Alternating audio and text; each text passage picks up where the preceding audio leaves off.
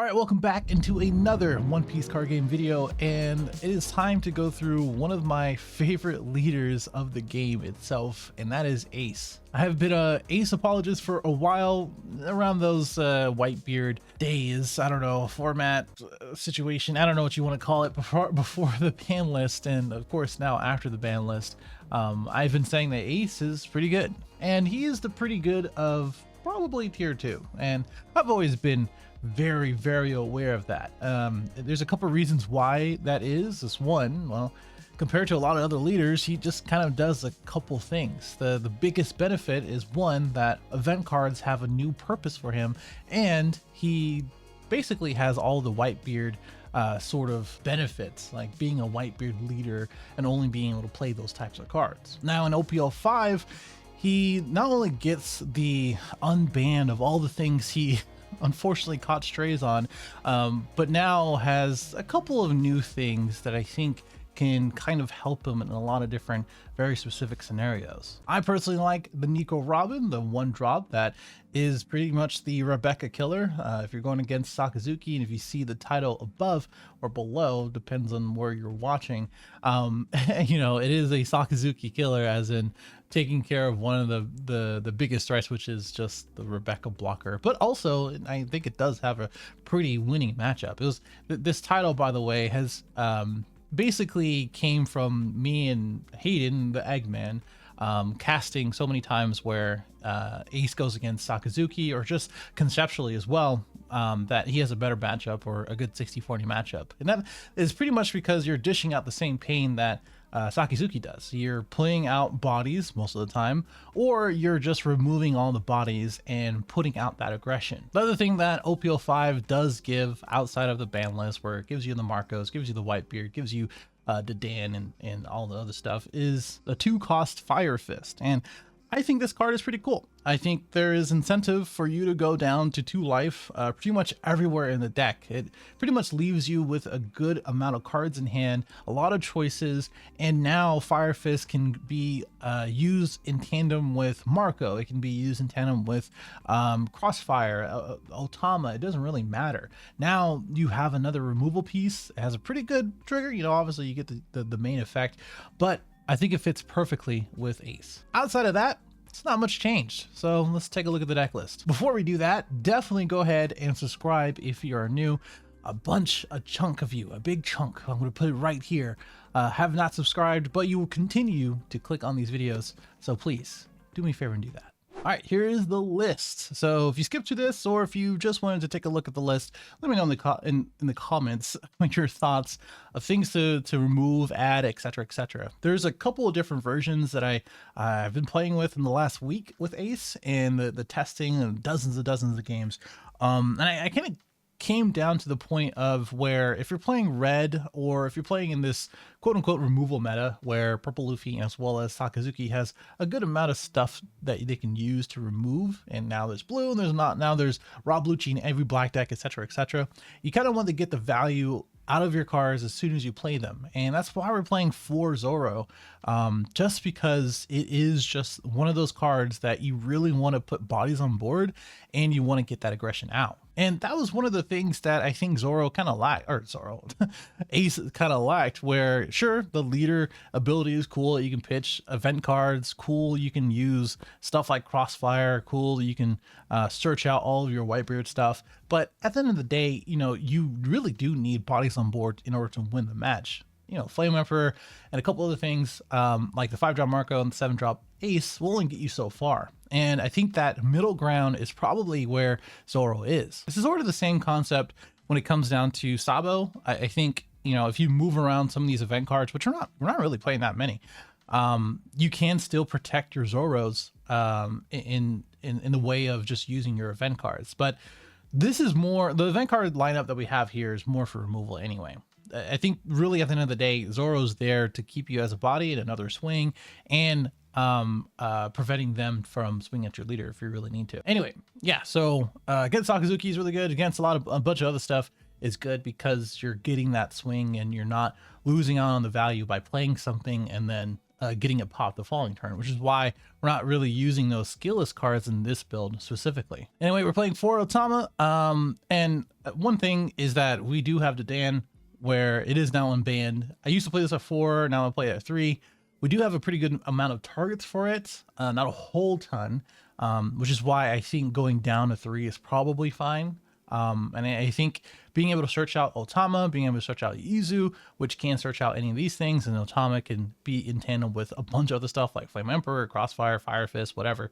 And then Buggy that searches all of your event cards is pretty important. You know, being able to have those one-costed cards to cycle through your deck and get through the things that you need to get through is very important. And the other thing is that now Nico Robin is also part of that, where she is 1,000 count of power, but also now is removing any of those Rebecca's, any of those zero-costed cards in black, any of those cards that are the one-cost blockers in law, whatever it may be. But again, you know, you can still have a pretty decent removal in literally everything that you have that can correlate with it. Or Otama now gets rid of a 3k with it. The Ace now gets rid of a 4k if you really need to. The Flame Emperor now gets rid of, well, not anything, it's the same thing, but Crossfire gets rid of a 5k. You know the deal, right? It's the type of thing where if you reduce the power of something, now Nico Robin is a little bit more useful, which is again where Fire Fist comes out. The 2-cost Fire Fist, minus 4k for the turn. If your life is 2 or less, you get to pop something with 0 cost less or power, which, you know, I think you can probably run a like a 1 of or 2 of a round table. You can use this to get rid of big bodies for 6 Dawn. But I think like overall, I think this is fine. I think overall, like using this along with Flame Emperor, spending that 9 Dawn and keep 1 open for a guard point or Radical Beam has been working out anyway. But I like Fire Fist quite a lot. It's not searchable outside of Buggy. You know, I was looking into some of the Revolution Army stuff, but I don't think it was really worth it in this build, or really just an Ace in general. And like I said, most of this stuff stays the same. I think most of the cards that you do play in Ace remains the same. We do have a 1 of Whitebeard, which I used to play too, but the 1 of technically has been a lot better than it needs to be, right? Like being a 7k leader and being able to have that 10k body is pretty good. A lot of decks that don't have like big spot removal can't really deal with him. And it is, again, with the Fire Fist, with the Crossfire, with Ace, you know, with his when attacking effect, you know, that is what's so important. And I think it's just worth having at least 1 or 2 in your build. Overall, again, you have pretty much answers for every single deck in the format right now. As far as removal goes, you know, the biggest fault for Ace is sometimes you kind of just draw sort of useless cards, honestly. Like the combination is just not there. And your leader isn't really doing anything outside of just like taking game by pitching all of your event cards or pitching cards to defend yourself with, which most of the time you don't really want to do. Pretty much every single event card is useful, which is why you don't want to use it on defense unless you absolutely have to. Oh, by the way, we're only playing 2 of the 4 cost Marcos. I think you can fit in 3. I think where the flex spots are probably where Danan and as well as Zoro is. And of course, Nico Robin. I don't think everybody's going to agree with Nico Robin. That's okay. I think in practice, it's been perfectly fine. I don't think there's really too many issues with that. But yeah, those are pretty much the 3 flex spots right now. I think you still want to play Fire Fist, and I think you still want to play the rest of the stuff that makes Ace good. I think I blabbed enough. Let's see if I can get some gameplay. And again, let me know. I think I blabbed enough, so let's see if we can get into some gameplay. Of course, let me know what you think of the deck list in the comments below, and if you got like a good winning one or one that has seen some success for you, then let me know as well. All right, so we're gonna start out with good old Katakuri, and we chose to go first. I think going second is fine in this because usually they want to go second anyway. A lot of their stuff is on curve along with their leader ability to use one of their dons, so it's probably fine to go second. I chose to go first because I want to open up with a Buggy, which I didn't, and he's already off to the races, getting a Sanji out of the life and then playing out the Pero, which runs into my Flame Emperor. I was actually thinking of doing Sanji because he did get the 7-drop Lin Lin off of that draw. But it's okay. We have a bunch of cards in hand. Don't really have to worry about Law because this ain't purple. And we just went ahead and popped the Sanji with the Marco, which now that Marco is going to be a kind of a thorn in his side. He swings for 9. I gladly take it. We're going to go ahead and use another Marco. I think it was probably fine to do the other way, but, you know, just get the blocker out. And, you know, sure, there's a potential of a Thunderbolt. That's okay. He does play out the Cracker, which is annoying. It is what it is. We're just going to remove it sometime or another. He plays out the 7-drop, which we do end up trashing a life, or giving him a life. Sorry, I didn't want to trash a life. We're going to go ahead and keep swinging here. And I was just thinking of what we're going to do, but I think what we're going to do, instead of using the ace, which you have 2 in hand, a little heavy-handed because of it, we're going to go ahead and just play out the 3-cost Zoro swing and then play out the Marco for some protection. He plays out the Enel, which I do counter out. We finally use one of those aces for good use. We do draw into a Fire Fist, which you can't use, unfortunately, but I don't think we really need it to pop this Brûlée. We have an ace in hand just in case, but we have enough bodies just to swing out, which is what we do. We swing out until 7, and I did see another comment of, you know, why do you swing certain numbers for certain different situations? For instance, for this one, you know, if we go back for a second, you know, he has 3 cards in hand and 2 open Dawn, which means he can have a maximum of probably 2 event cards, but most likely a Sovereignty. So if he is keeping those open, then, you know, I have to keep that in mind of one of those cards out of the 3. But instead, when he goes back to us, he only has 3 cards in hand. He has 1 blocker.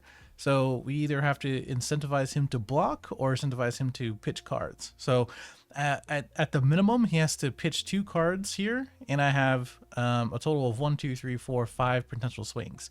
So all I really need to do is just do the math of, okay, so if you have 2 cards out of your hand to protect against 1 attack, I need enough of those to get your hand out and get past the blocker. The only unknown variable here is the card in life, but we have enough because we not only have enough attacks to go against another blocker, but if he beiges us, we just have to use the other attacks to swing with. And that's pretty much the logic here, where we're swinging with 7. He takes the 1 because he doesn't want to get out of 2 cards, or use 2 cards to get out of it. We swing 7 again. He does use 2 cards, the Sanji and a Gadatsu. We swing at 7 again because the original hand that he had didn't have enough for 2 cards out of hand, so he has to block. And then this final 7 reveals that he has a Sanji and a Lin Lin, which means he just didn't have it. He didn't have enough. But because we had that last swing for 9, I think we were okay, which is why I don't want to play that ace. Those are just basic one-piece fundamentals right there. All right, moving on into Sakazuki. The whole reason why I named it, I actually had a really good game. This game was pretty good as far as I remember, but I had a really good game before in a previous build, but this one wasn't too bad with this current build. We did play out the buggy. We swing out for 5. One of the reasons why is because obviously it's gonna die anyway, so you might as well get the value for it. And I swing out for 5 to bait out the 6k block. I'm guessing he thought I was going to play like a Zoro to swing out again, but you know, the better play there is just to go ahead and block there, in my opinion. I play on the Marco, which is ill-timed because the Rebecca is there and he gets Hound Blaze, which is annoying. But we do play it in the Marco, and we get to swing 7 into its Hina, which we didn't get the Borsalino block. Borsalino block +2 would get him out of it, which kind of tells us a couple things. His hand is probably not that great. So this 8k swing with Flame Emperor is probably going to end up a block. So that's why I went with that. And then we played a Dadan to get an Otama. Another Rebecca, which probably means he had like 1 or 2 Rebeccas in hand and just didn't want to counter out with them, and they're better on board anyway. Same thing with Sabo. So he does draw the 2, trash a Hina and trash a Tashigi. You can get it back with Rebecca, but that's okay. I don't think he really cares about that. He does have a 2K in hand, which is the Tashigi. We played the one of Newgate, which I think we got from a search. If not, I think we drew into it, which he proceeds to minus everything in order to Ice Age, Great Eruption, Leader Swing, just to get rid of it. A lot of resources just to get rid of it. And speaking of resources, we have a huge hand, and he has a good amount of bodies on board, which I don't like. So what we do is play 2 Ultamas, one for the Rob Lucci, one for the Sabo. We Fire Fist those guys.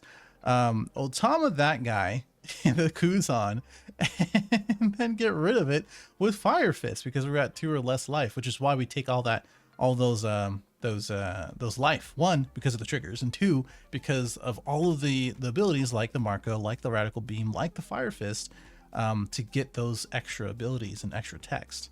So he does swing. We clear out his board. He's doing pretty well into recovering just a little bit, but his hand is dwindling for sure. So we're going to swing 7 with the Dan. And then he's going to block. We're going to swing 6 to get around the Borsellino. That's why I did the math that way. And then we're going to play out the Marco. And if any time that this is a little too fast, just put in the comments. The video is going to be a lot longer, and sometimes people, like, there's a lot of times where either I or my opponent is just sitting there, and I don't want to edit it out. So just give you some heads up there. But we do play out the ace. I actually elected not to swing with it, or is going to it anyway. But I think the better play was just to swing. And then I have a 2K in hand, which is okay as far as maybe 1 attack of the 3 that's coming here. But, you know, my thing was that, like, if I just don't swing with it, it's going to get popped like it is right now. And 2, you know, I'll be able to swing into Mihawk if I really need to, which is what was not going to happen. I think here, you know, this is one of the things he just did not like, by the way. He did not like this. I think if I play this a little bit differently, so let's say that Flame Emperor wasn't there, right? He would have had a 8K swing, which means I would have needed 3K or 4K in my hand, which technically I did. You know, I actually did. I had Flame Emperor, Jozu, and as well as Guard Point, which is technically 9K there. And all I really needed to do after that was swing out with Otama once, and then put the rest on my leader, and then go for game, basically. So he was just saying, he was just laughing there, and then just saying GG after that. That was pretty much the end of the game. But that's pretty much it. Yeah, I told him that Jozu was also live, so like even if like Flame Ripper wasn't there, I can get out of it. You know, if I drew another Jozo, or if I wanted to keep that, then I should have been okay. But pretty funny, and one of the reasons why you do take the life early and just threw out. But if I had played that differently, I probably would have got out one of these attacks first. Maybe like the leader swing, and then I would have been fine. Oh, I could have also used the trigger for Guard Point. That would have given me an extra power that I didn't have to worry about. But I guess it's the same thing as pitching it. All right, last up is Rebecca. Just fair warning, I don't think this one finished completely. I think this guy DC'd at his last life, but I'll show you that in a second. But this matchup, you know, there's it's gonna be a lot of removal back and forth. I play the Izu, got the Flame Emperor, which is gonna be a reoccurring theme to let you know now. And he played the Kairos, which is basically what he wants to do early on. Pops my Izu, and he becomes kind of a thorn in my side. But there is one thing that you can do, which I'll show in just a second, to kind of play around all of that. So what I do here is Crossfire the Orlumbus, pop it with the Nico Robin. I have a second one. So what I do is Crossfire it again, and then swing into it. He's not going to counter out of it. And then I Nico Robin again. So he uses the leader ability in order to rest the leader, but that doesn't mean that it doesn't go to drop or nothing ever changes it. It just has an instant effect, which means it has the minus ability or the minus 4K ability on it. So just to keep that in mind. He plays a Rob Lucci to get rid of my Nico Robins, which is kind of annoying. But I Flame Emperor it out and then swing 8 into its face. I wanted to use the other Flame Emperor because you want to go 9 on the Flame Emperors. You don't ever really want to go 8. But I want to use Flame Emperor again. I already know that he's going to play Luffy, he's going to play Sabo, and the turn after I can use it against it. He's going to play another Rob Lucci. There's a bunch of other stuff that he can play. So there's a lot of means for me to keep that other Flame Emperor. But we went through 2, so very unlikely we'll see another one in life. He does play out the Monkey Degarp, which we just immediately get rid of. And then we're going to use this last Izu to draw another, our 3rd Flame Emperor, which is just doing work right now. I made him take the 2 damage, and we're going to threaten 2 damage again. So it's going to be paying off on its EV for sure. I think he plays out the Kairos, trashes 1, play out the Rebecca, gets a 1-legged soldier, which is 2k, and as well as more reduction. Sabo kind of protects against anything that's going to be used in my hand or as an event card to remove something. So what I do is just swing 7. He can probably block here and be fine. I do have the Zoro, and I think the plan is just to Zoro and then play out the Marco. And if he has a removal from the Marco, like I have a bunch of targets for Whitebeard pirates, so it's not like too big of a deal. So I'm not really too stressed about it. You swing with the Kairos. I can block here, but I don't think I'm gonna. I'm just gonna either counter out or just take it. I've been pretty willy-nilly with my life while I'm playing Ace. I am living on the edge for sure. Plays out the Rebecca, draws a Kobe. He's gonna play the Kobe out, probably to pop my Zoro. Yep. So probably pop the Zoro. Make sure I don't have another 5k attacker, which is kind of annoying, but yeah, you know, it's whatever. We do have a Marco in hand, which we'll probably be using it for the Rebecca. And now looks like the Bart. I was actually looking for the other Fire Fist, the 3k, or the 3 costed, so that way I don't have to use too much to get out of this. But we're gonna use the Fire Fist to get rid of one of them, or not Fire Fist to get rid of it. Well, yeah, to get rid of the Kobe, and then pop the other with Marco, the blocker. Plays on another Rebecca, and then grabs Kairos, which pops my Buggy. He's not going to swing with the Sabo, so I guess I'm not really too worried about it, but I am worried about this. So we're going to get rid of the 2k, which would have been 2 different, I would say 2 different cards in hand. I'm just deciding what I want to do here. I actually use Fire Fist instead of, or not Fire Fist, Flame Emperor instead of Fire Fist, because he only has 1 card in hand, but he has 3 blockers. So if I Fire Fist and I start swinging, so then I have the swing against the